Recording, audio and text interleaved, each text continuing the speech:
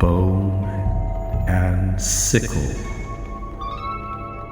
bleeding saints and forest witches, the past unburied, the books unsealed, the old celebration returning.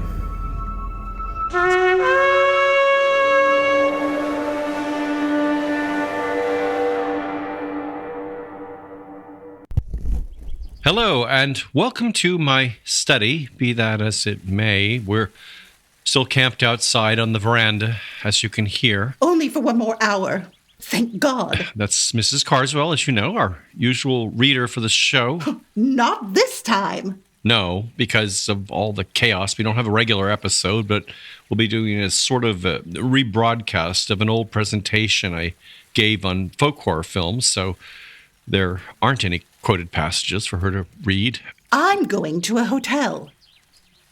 It's been a hard week for Mrs. Carswell, and I thought it would be a good idea for her to get away, try to relax. My bees are gone. They just disappeared. And I think it's those goddamn noises. Oh. I'm sorry. Well, I can bleep it. I thought you said there were a few bees left. Maybe 6, but I don't think they're healthy. I was just shaking for an hour after I found out. I've never seen anything like this. Maybe the population goes up and down a bit, but nothing like this. I called Mother about it, but when she called back, I was too upset to even talk about it. It'll be good for you to get away. The Brexton's really nice, and I asked for a room on the quiet side away from the street. You can get room service, maybe even a massage. What? Oh, I think that's what people do. The Brexton has a spa. I certainly wouldn't want them coming into my room like a prostitute. Scratch that. I don't know. I've never had a massage. I certainly have not. And I don't intend to go out and celebrate. I don't think you understand how this has hit me. I'm only going to your hotel because now that I don't have the hives to tend, there's nothing keeping me here. Oh, I mean, I kind of thought we were in this together. I don't understand why you don't just get a hotel room too. I just don't feel I can leave the properties. Something might happen. What?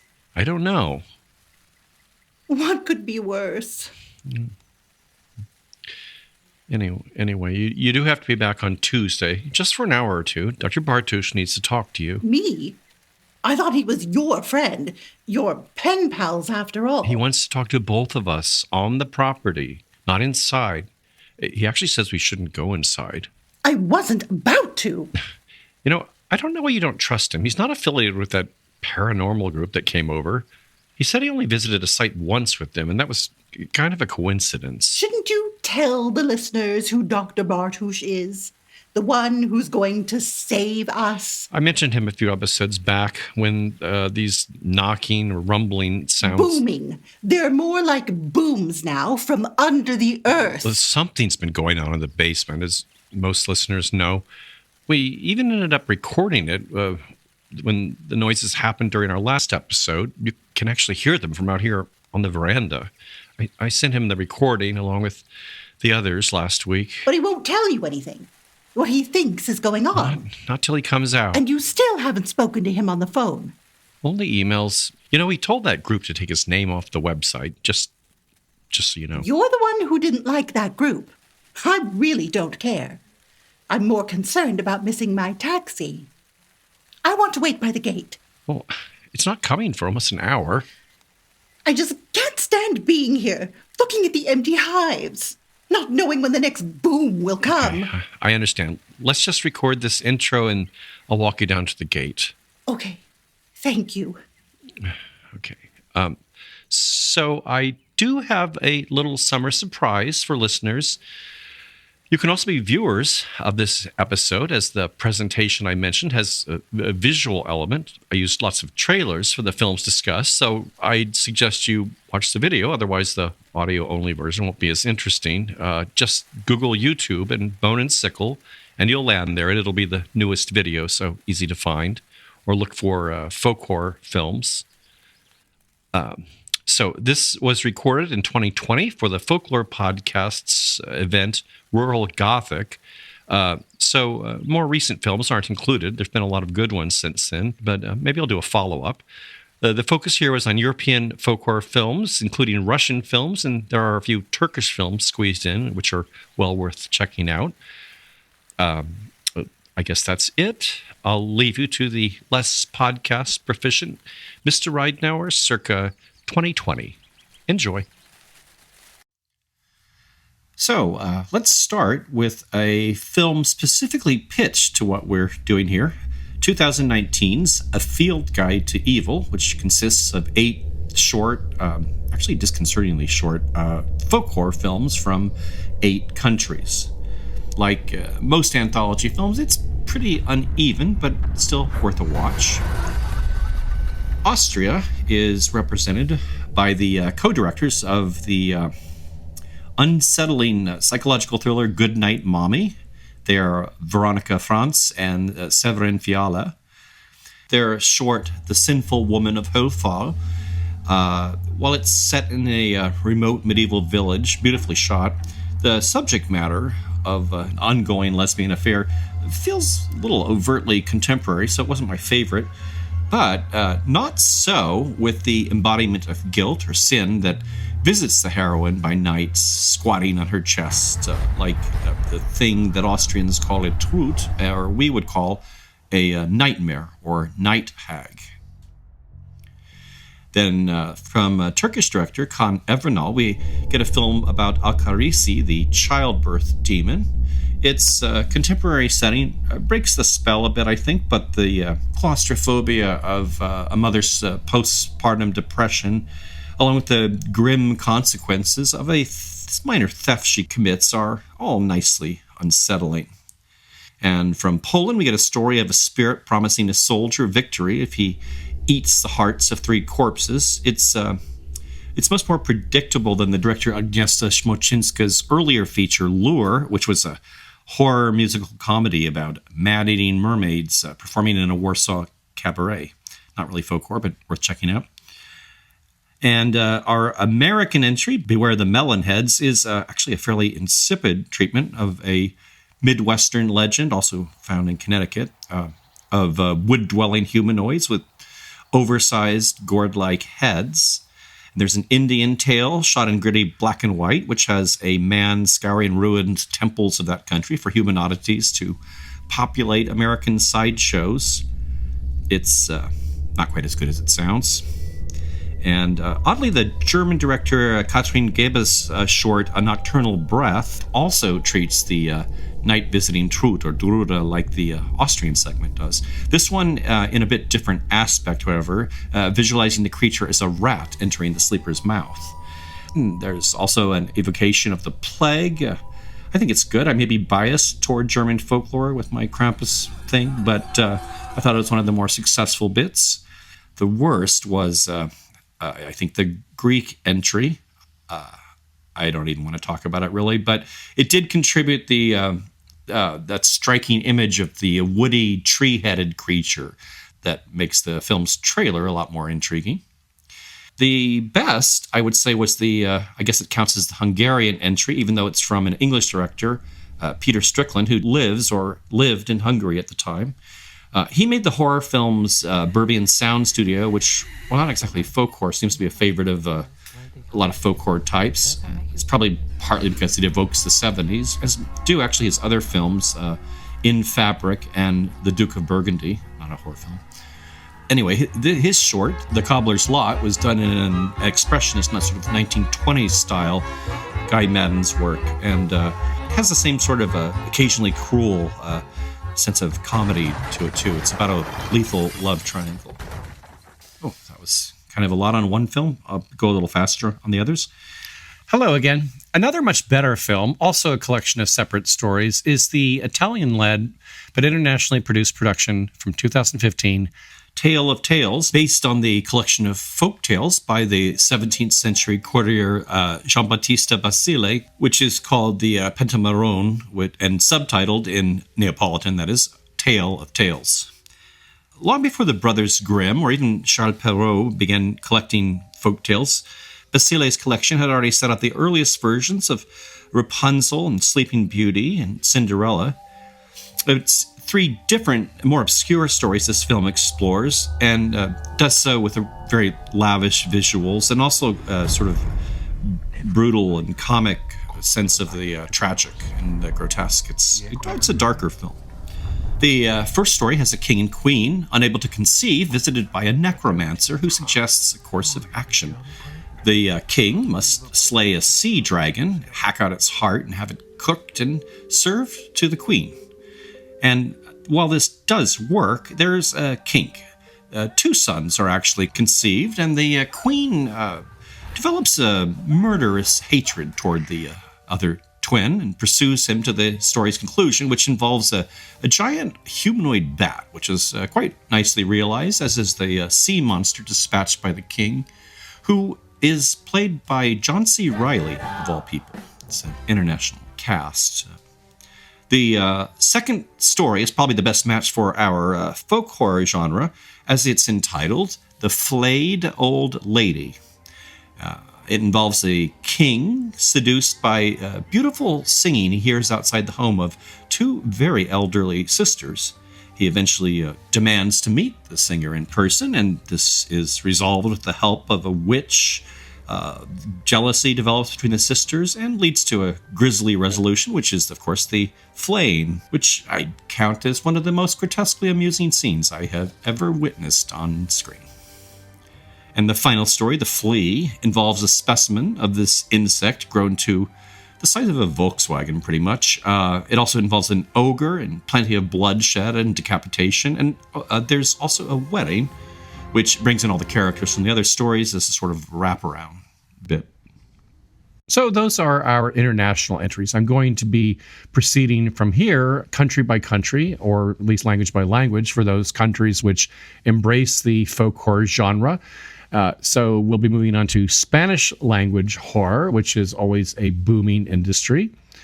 Because the folk horror genre was born in the early 70s, and even contemporary efforts sort of reflect that era, I'm going to start with the film that actually jump-started Spain's taste for horror, and that is 1972's Tombs of the Blind Dead. The blind dead, in this case, are Templar knights said to reside around the ruins of the fictional medieval Spanish town of Berzano. Blind, we're told, because their eyes were pecked out after they were hanged on charges of witchcraft and heresy.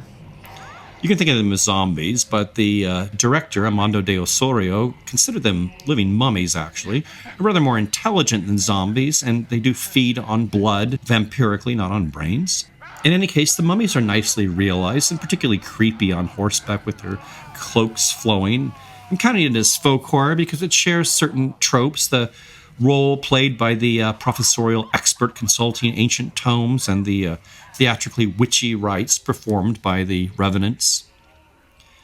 The film not only spawned 3 sequels, which came out over the following 3 years, but was recut and retitled in America Revenge from Planet Ape, presumably because in their decayed form, simian human distinction became a bit less noticeable, and of course because Planet of the Apes films were big at the time. If we hop over to Mexico, we'll find plenty of horror films, though the majority seem to borrow characters and themes from American productions and aren't all that folkloric. But as for indigenous material, there are a few versions of the La Llorona myth, which was embraced recently as an American franchise. Unfortunately, I don't have these streaming with subtitles, so I'll be skipping those.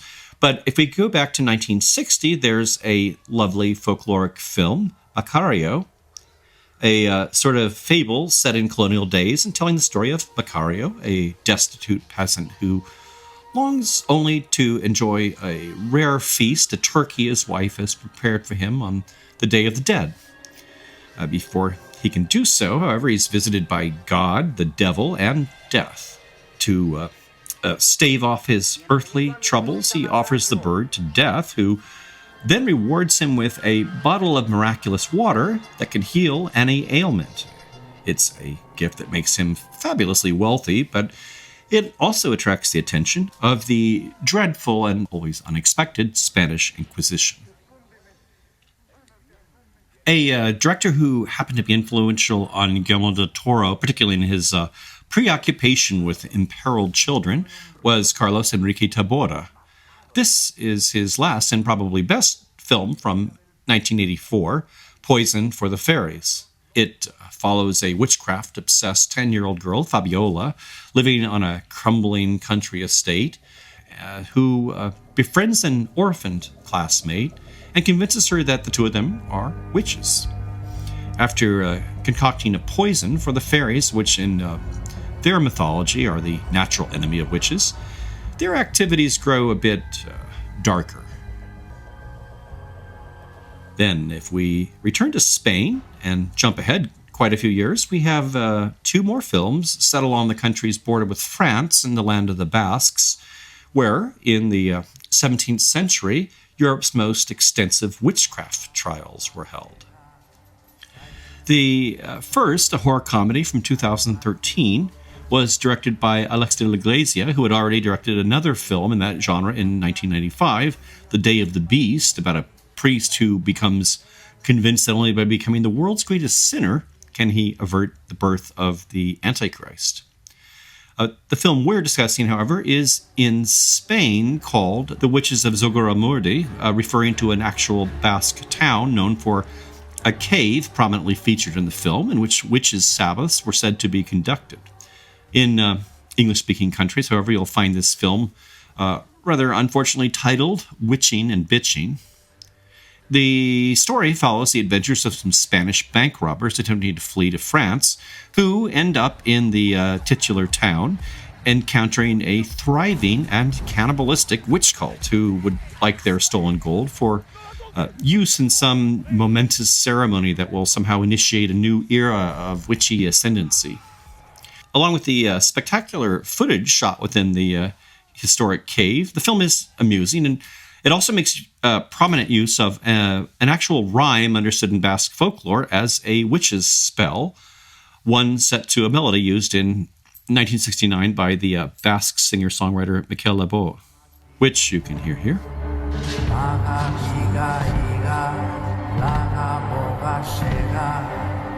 By the way, there is also a field outside the cave, which was also reputed to be the site of witches' Sabbaths.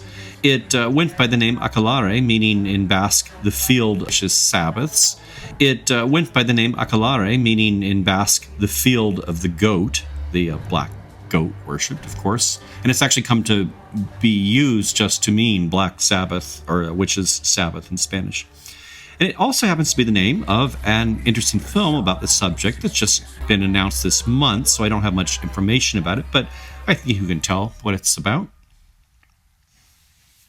The second film, which actually features a fair amount of dialogue in the Basque language, along with Spanish, is based on one of the tales collected by the priest and preeminent ethnographer of Basque folklore, Jose Maria Barandiaran.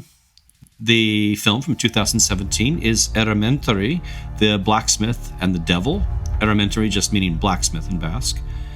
The smith in question is feared by the village for supposedly murdering his wife, and he lives in a fortified compound, which is broached one day by an orphan girl who discovers within a boy in a cage. She releases him, only to see him assume his true form, a devil, which is wonderfully and very traditionally realized in CG as a creature that could come straight from a medieval manuscript. The smith, it turns out, has sold his soul to the imprisoned demon for reasons quite different from those of a cruel murderer. And in the exchange, he was cheated, which leads the smith to torture the devil and very folktale appropriate ways, namely ringing bells blessed in a church and scattering chickpeas, which the demon must compulsively count. After a few further plot twists and revelations, the Smith is confronted by colonial authorities and a village mob, which gives him the opportunity to show off his smithing skills, crafting all manner of traps and weapons and brutally appealing suit of armor. We're going to look at Germany now, which of course had an early start with horror in the silent days, beginning in 1915 with the adaptation of The Golem. The silent films Nosferatu and Faust also have folklore aspects, but they were based on literary reworkings of folkloric material, so we'll skip ahead.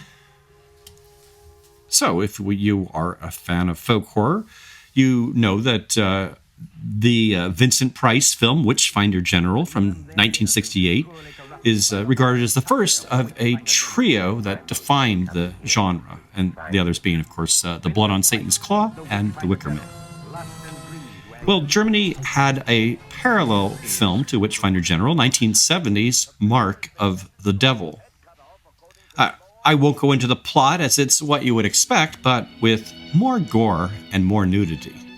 The original German title makes it all rather clear, translating as Witches Tortured Till They Bleed.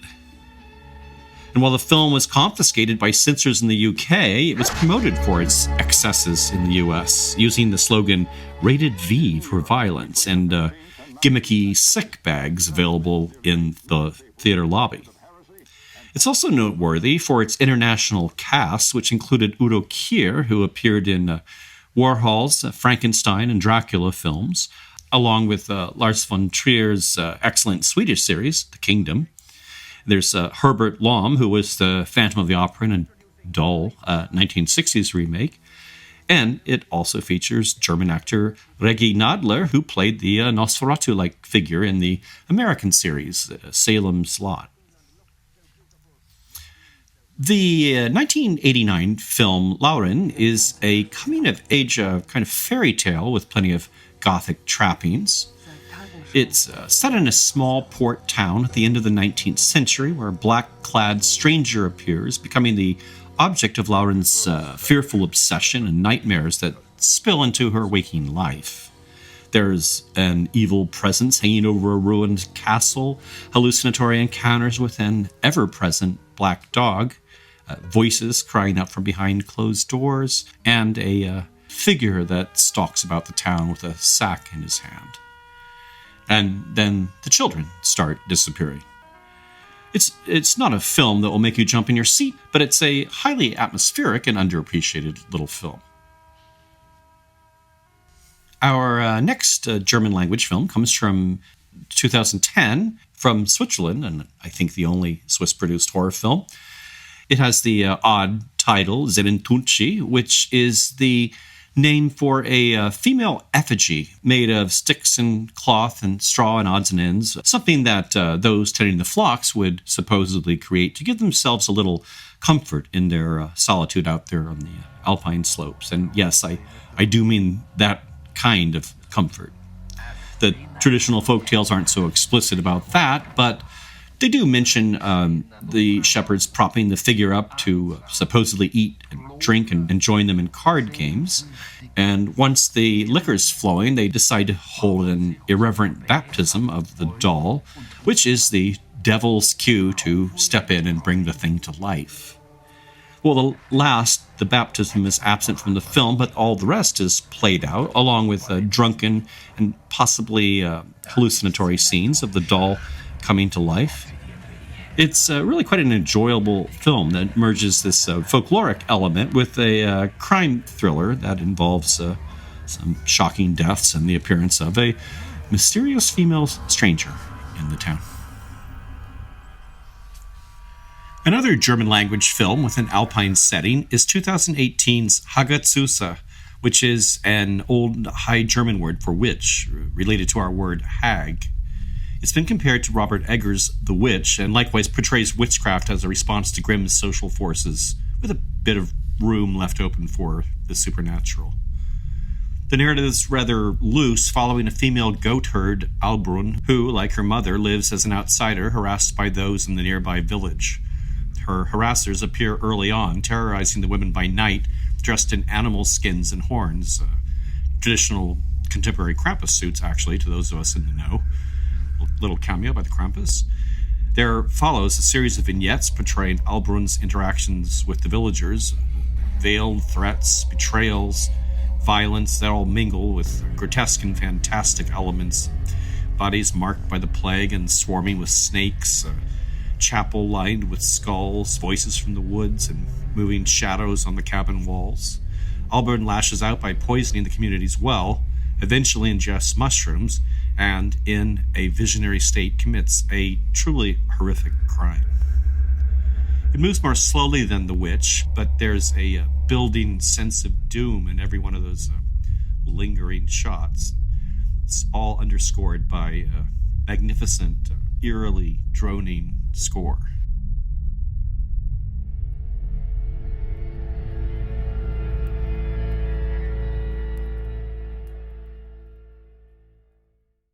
We're going to go to Scandinavia now with a very strange and beautiful film from Iceland from 1952, The White Reindeer.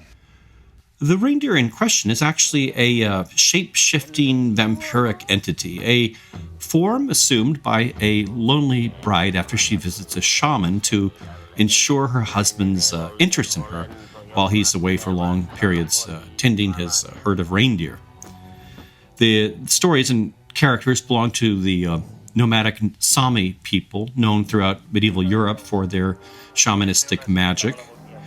And at the Cannes Film Festival, it won a special award for Best Fairy Tale Film, the same year that Disney actually released Peter Pan. Oh, Peter Pan.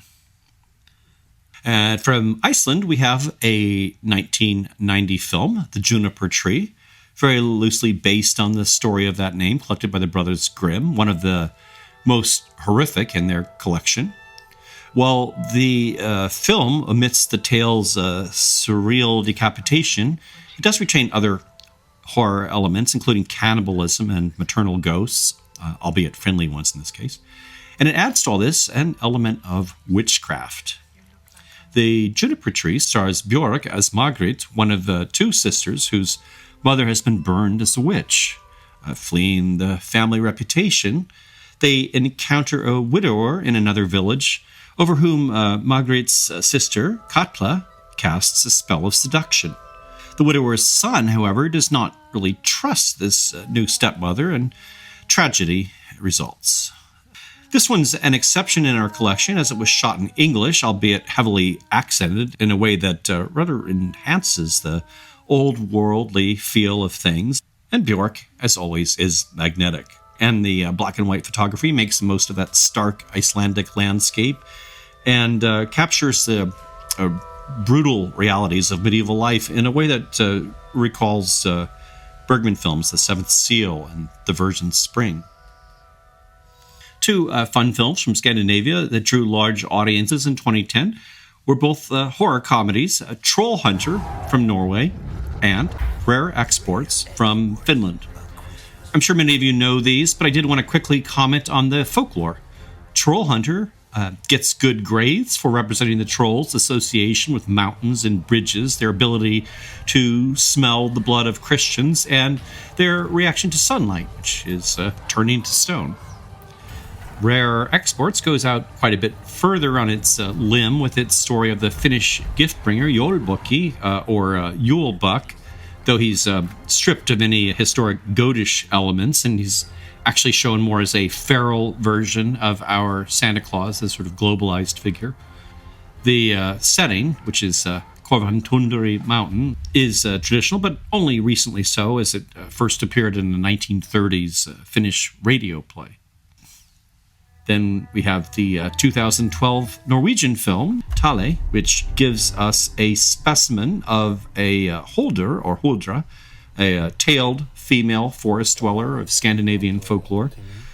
This one's discovered in an abandoned, hidden laboratory by a pair of ne'er-do-wells hired to do a crime scene cleanup.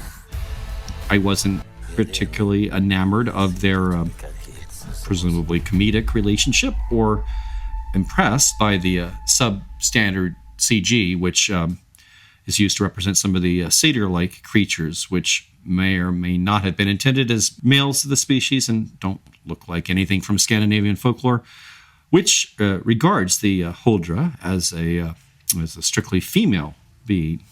So bad marks there. In the film, the Huldra is a prisoner of a scientist and the subject of a presumably cruel experimental process intended to humanize her. And what's interesting is the 2018 Swedish film, Border, a much more intriguing and nuanced film, not exactly belonging to the horror genre, or perhaps any genre, actually. It presents the same notion, with its lead characters represented as surviving members of the ancient race of trolls who spent their childhoods hidden in institutions and also were subject to surgery removing their tails. Thing about Scandinavians and cutting troll tails off somehow. Now we'll jump down to the Czech and Slovak republics, an area particularly rich in folk horror. We'll begin with the 1970 film, which takes its name from the 15th century witch hunter's manual, the Malleus Maleficarum, or the Hammer of the Witches, which is the film's title in Czech. And it became Witch Hammer for its release in English-speaking regions. The horrors it depicts aren't really of the supernatural kind, but more of those based on actual events. The North Moravian witch trials, which took place between 1622 and 1696. Witchhammer focuses on two historic characters in the process, the Inquisitor Boblig von Edelstadt, a power-hungry believer in the methods laid out in the Malleus Maleficarum, and a Father Christoph Lautner, who starts the ball rolling when he reports a communion wafer stolen from his church for use in witchcraft. As Boblig's investigations grow more ruthless, the priest raises objections that soon see him also targeted in the Inquisition. And the whole thing unfolds with a sort of grim fatalism that's often taken as an allegorical attack upon the communist show trials of the era. Our next film, also from 1970, is better known, but still needs to be mentioned for anyone who has yet to see it. Valerie and Her Week of Wonders. It's based on a book of the same name by Vyacheslav Nezva, an associate of the Parisian Surrealists and founder of the Surrealist group in Czechoslovakia. The film is a dreamlike tale of the titular character on the verge of womanhood in a medieval village visited by a group of missionaries and a troupe of traveling performers at the same time. And among these is Grazian, a priest of a ghastly white complexion who appears to be a vampire, as is the case, it turns out, with the girl's own grandmother. Grazian, like nearly everyone in the story, harbors erotic designs on the girl, which she fights off with the aid of a pair of magic earrings, which are involved in much of the plot. There's also an attempt at witch birdie, plans to steal Valerie's heart from her chest, and other threats which somehow resolve or dissolve into scenes of otherworldly mysticism by the film's end. The score for the film was particularly good and actually inspired a Philadelphia band to come together in 2007 as the Valerie Project to perform original music to accompany the film.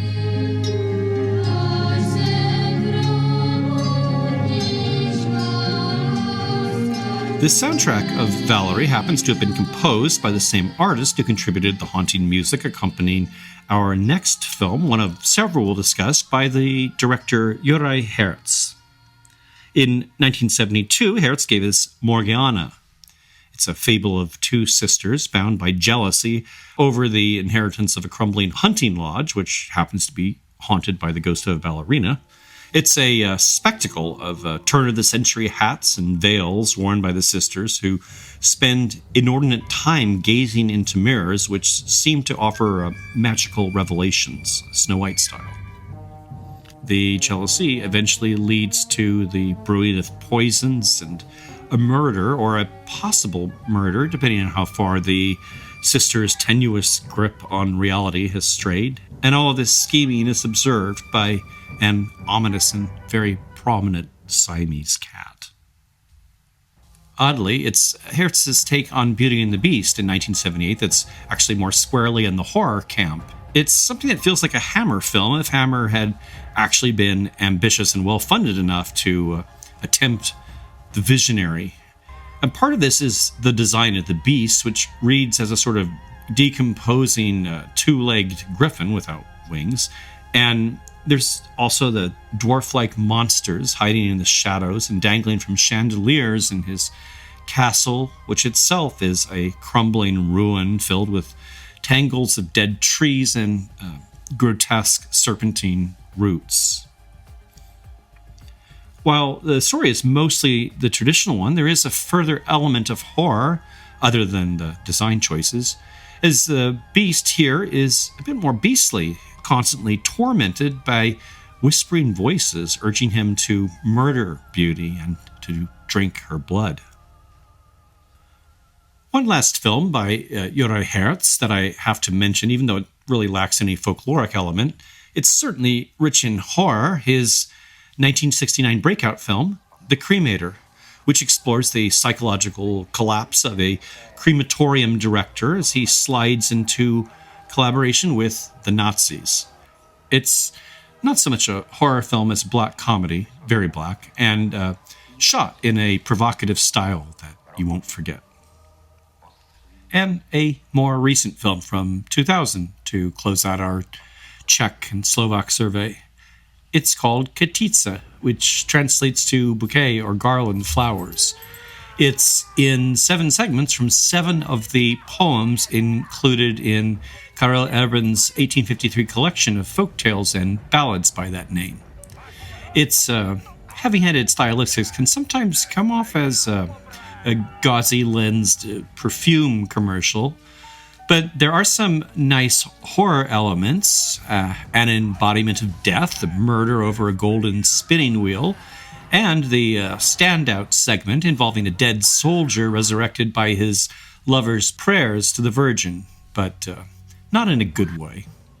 There's also the poem of the Noonday Witch, represented as a towering, shuffling hag who appears to whisk away a child who cries too loudly. This figure, who appears in Slavic and German folklore, and it's also called the Lady Midday or the Noon Wraith, appears at the stroke of noon, sometimes as a whirling dust cloud, and particularly to field workers in whom she causes heat stroke. The Noonday Witch was also the title of a 2016 Czech film loosely based on the poem, one that offers a remote country house and a deteriorating mother-daughter relationship as psychological fuel for the apparition. I should also mention the 2000 film Little Otik, a dark comedy featuring the always delightful stop motion of director Jan Schwankmajer. It's based on the 1865 story The Wooden Baby, also by Karel Erben. Not really folk horror, but a wonderfully grotesque production about the husband of a childless couple who fashions an infant from a log, and one that grows up to enormous size and dangerously ravenous appetite. We are on our way to Russia, but first I wanted to mention a couple of films from the old Soviet Republic or its satellite states. The first one is from 1961, Mother Joan of the Angels, which, despite the angelic name, is related to the 1971 film The Devils by Ken Russell. Both explore a 17th century outbreak of alleged demon possession in a convent in the French town of Loudun. Mother Joan treats the latter part of the story after the parish priest has been implicated in the affair and executed. Father Joseph Surin, the exorcist sent to Loudun, struggles with the wily Joan, who at once embraces a demonic persona while craving a certain sort of redemption entangled with personal attraction. This confrontation inflames the priest's faith with a sort of madness that ends in a ghastly way. Far from Russell's overheated handling of the incident, this film offers a more severe take on things, underscored by stately black and white cinematography. From Estonia, we have a strange and beautiful film released in 2018, November. It's all set in a 19th century village where villagers interact with werewolves, the devil, and death. And it begins with the theft of a cow by a krat, a creature of Estonian folklore assembled from odds and ends and farm implements in this case, which is given life to act as a mechanical slave to its master. Krats play a significant role in the film, conversing with and even offering romantic counsel to the lead, Hans, whose fateful pursuit of Lena, a girl promised by her father to someone else and who can also transform into a werewolf. There's also a sleepwalking baroness and a witch who attempts to aid the couple in their union. Russia has some very interesting horror films from the last decades, but their early cinematic history seemed to be more interested in science fiction. This was during the space race of the 50s and 60s, of course. There are, however, a large number of folklore films, not folk horror, but some marvelous productions from the 1940s through the 60s, directed by stop-motion specialist Alexander Pushka, sometimes called the Soviet Walt Disney. The other master of fairy tale film during that period is Alexandra Rue, whom we'll look at since the witch Baba Yaga is featured in his films. We're seeing clips from one of his earliest pictures from 1939, Vasilisa the Beautiful. This was his more serious period in which the folk tales are presented as much for adults as children. The witch appears in several of his films and is played for laughs later, always portrayed by the male actor Georgi Miliar, who also played the titular evil sorcerer in Rue's 1944 film, Cachet the Immortal. There's an excellent 1967 film, the first Soviet-era horror film based upon a novella by Nikolai Gogol. It's called V.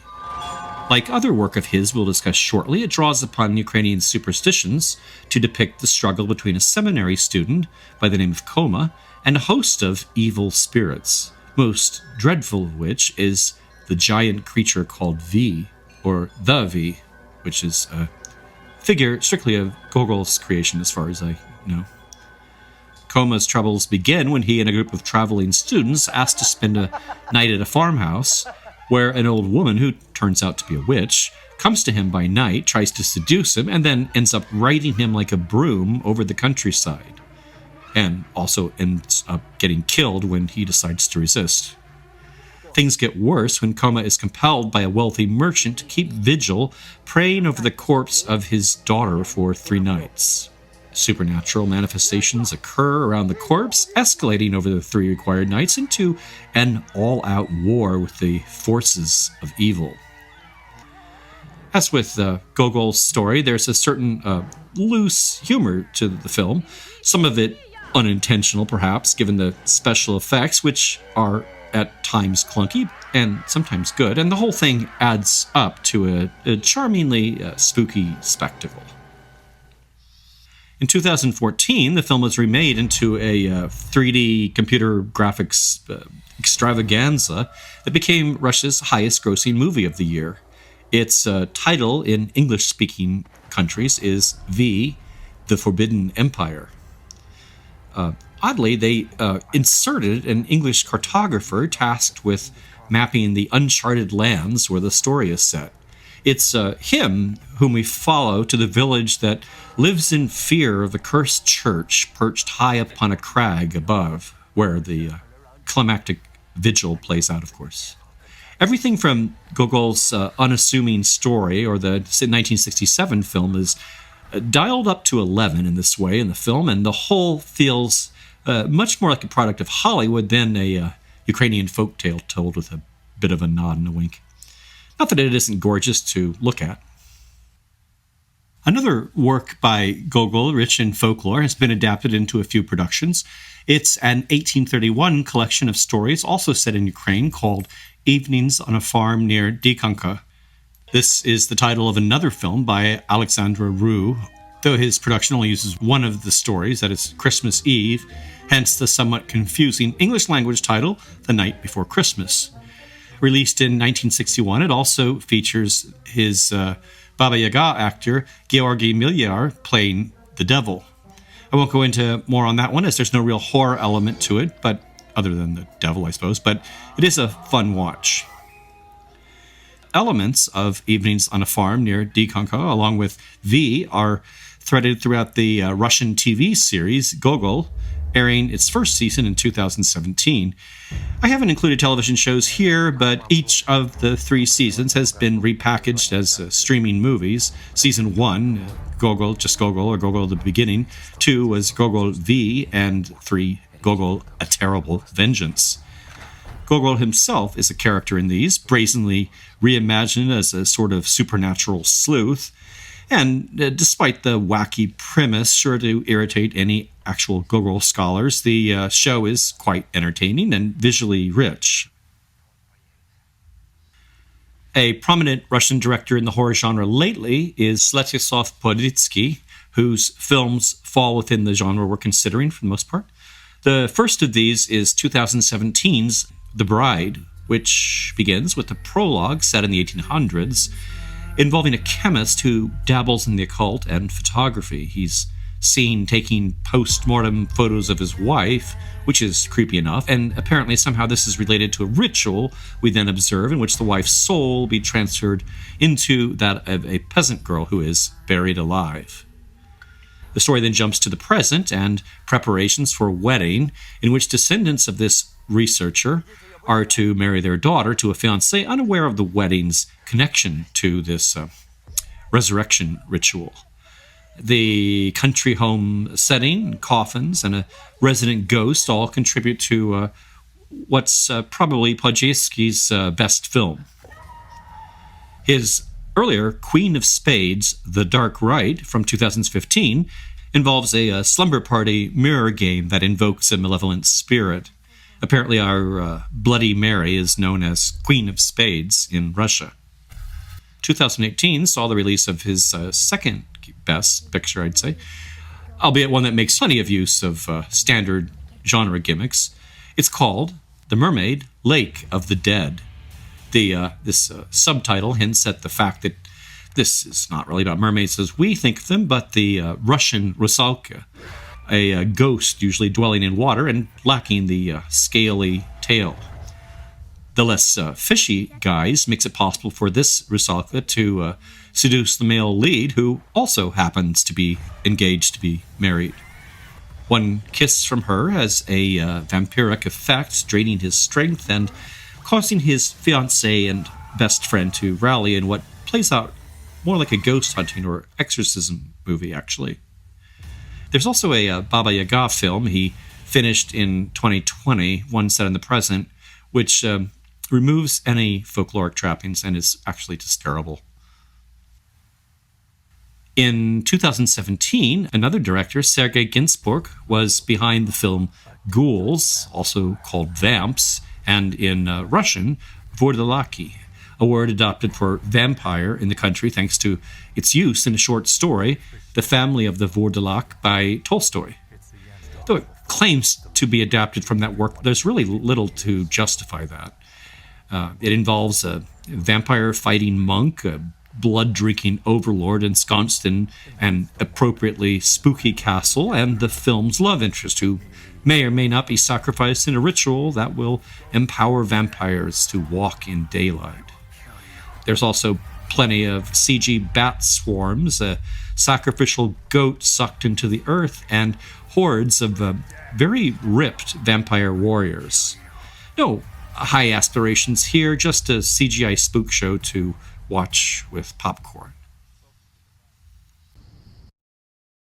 To wrap up our survey, I'm going to go to Turkey for a couple of film franchises that I think you'll be interested in. These are just recent discoveries for me, so I'm particularly eager to share these. The first is the Dabe series by Hasan Karacida. There are 6 of them, 4 of which are currently available streaming with subtitles. They don't share characters or develop an ongoing story, and the name Dabe seems to be attached more for branding than anything else. Dabe is from an Arabic phrase in the Quran describing a mysterious entity called the beast of the earth, which will appear as a sign of the end times. It's only mentioned in the first film from 2006, which isn't available streaming, but this one's about an apocalyptic rash of suicides spread via email and other online activity, as the internet itself turns out to be identified as the Dabe prophesied in the Quran. And these emails in this film are spread by the jinn, who are living on the other side in the virtual world. But in his later films, they become a much more immediate presence. I won't detail the plot lines of the various movies, but most all involve hostile jinn or jinn possession, family curses, ghosts, inexplicable tragic accidents, and plenty of black magic are also involved. The construction of charms from inscriptions on parchment, along with a host of repulsive elements taken from sacrificed animals in the grave, is particularly nice and visceral the way it's visualized. As you can see, while the films have contemporary settings, there's often an ancient tome consulted, visits to holy men in extremely rural villages, sometimes populated by superstitious residents, and in other cases entirely abandoned because of a curse. And many of the stories claim to be based on true events. Karachada uses a lot of found footage and grainy, distorted video, a bit of 3D, and lots of barrages of split-second imagery, as you can see from all these, along with the eerie sound design that makes the most of Islamic chants. It's all very effective, though there's certainly a low-budget feel to his productions, which aspire to nothing more really than creating an atmosphere of horror and delivering a few good shocks here and there. The third, fourth, fifth, and sixth films in the series are available streaming with subtitles.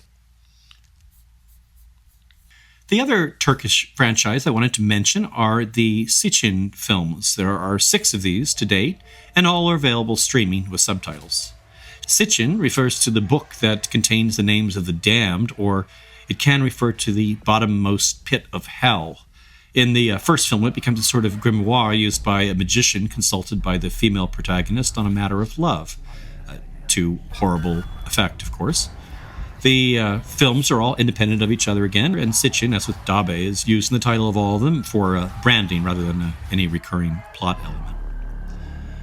These films, which benefited from the robust appetite generated by the Dabe films, make less use of found footage and visual gimmicks. They're not quite designed in the same way to deliver the shocks and shudders as the Dabe films, but they also don't have that low-budget feeling and are generally better scripted, with some of the stories reflecting the simplicity of folk tales, though they all have contemporary settings. Malevolent jinn and jinn possession, the curses, and so forth all play the same important role as in the Dabe films. Rather than trying to describe the various stories, I'll just let some footage from Sitchin 1 through 6 close out my talk, and then I'll be back for some live Q&A with all of you.